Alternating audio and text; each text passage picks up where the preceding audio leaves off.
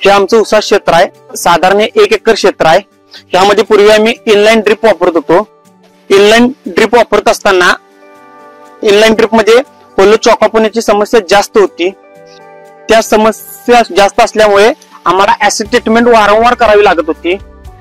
त्या ऊसासाठी मी गेल्या वर्षीपासून ड्रिपटेक कंपनीचं लेझर ड्रिपचा वापर करत आहे। लेझर ड्रिप मध्ये होलो चॉकअप होण्याचे प्रमाण कमी आहे आणि सर्व क्षेत्र एक समान एका वेळी एक समान दिसते। एक समान क्षेत्र भिजल्यामुळे एकसारखे माझ्या उत्पन्नात यामध्ये वाढ झाली आहे। लेझर ड्रिपचा असा अनुभव आला की त्याचे पाणी वर उठत असल्यामुळे ऊसामध्ये टेम्परेचर मेंटेन होतं। टेम्परेचर मेंटेन झाल्यामुळे ऊसाची उंची एक समान झाली, त्यामुळे उत्पन्नात वाढ झाली। गेल्या वर्षी माझा 60 टन ऊस झाला, यावर्षी तर यामध्ये 75 टन ऊस झालाय। 15 टन मला कमीत कमी ऊसाचं उत्पन्न वाढलाय आणि याला इनलाईन ड्रिप पेक्षा खर्चही कमी आहे आणि मेंटेनन्स एकदम कमी असल्यामुळे वापरण्यास एकदम सोपे आहे आणि मी ड्रिपटेक कंपनीचं लेझर ड्रिप वापरून समाधानी आहे।